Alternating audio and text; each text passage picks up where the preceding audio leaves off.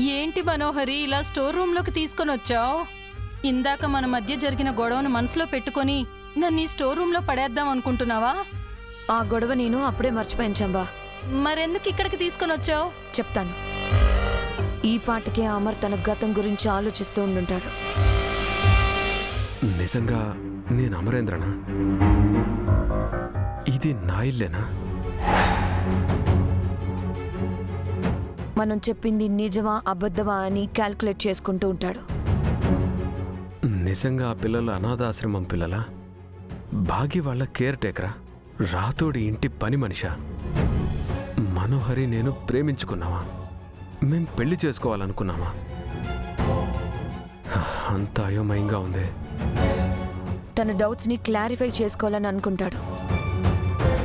గతానికి సంబంధించి ఏ విషయమూ గుర్తులేనివాడు మనం చెప్పింది నిజమా అబద్ధమా అని ఎలా తెలుసుకుంటాడు?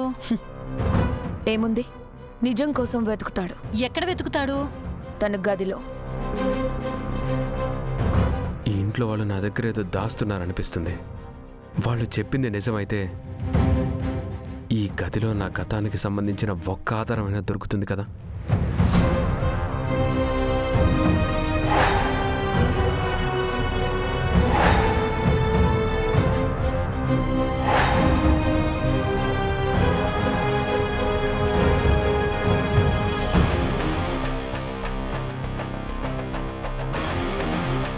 ఆ గదిలో అమర్ సారు, బాగి, పిల్లలు కలుసున్న చాలా ఫోటోలున్నాయి కదా. సార్ వాటిని చూస్తే ఖచ్చితంగా చూస్తాడు. కబోర్డ్లో అవన్నీ చూస్తే సార్ షాక్ అవుతాడు కదా. హెవీ షాక్ అవుతాడు.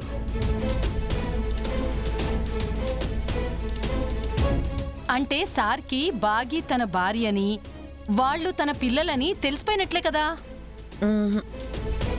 ఏమీ తెలీదు. ఎందుకు తెలీదు?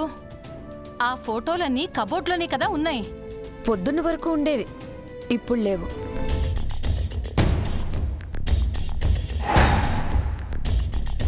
కబోర్డ్ అంతా ఎంటీగా ఉందేంటి? నా గతానికి సంబంధించిన ఆధారాలు ఏమీ లేవు. మరవి ఎక్కడున్నాయి మనోహరి? ఇదిగో ఈ బ్యాగ్లో ఉన్నాయి. ఎందుకైనా మంచిదని పొద్దున్నే అమర్ గదిలోకి వెళ్ళి ఆధారాలన్నీ ఈ బ్యాగ్లో పెట్టి తీసుకొచ్చేశాను. ఆహాహాహా, నువ్వు చాలా తెలివైందని మనోహరి. నీకు చాలా ముందు చూపుంది. ఇన్ని ఎదురు దెబ్బలు తిన్న తర్వాత కూడా ఆ మాత్రం జాగ్రత్త పడకుండా ఎలా ఉంటాను చంబా? ఇప్పుడు అమర్కి దిక్కు తోచదు. తన గతానికి సంబంధించింది ఏది దొరకదు. మనం ఏం చెప్తే అదే నిజమని నమ్ముతాడు. మనోహరి యాదమ్మ చెప్పింది నిజమా?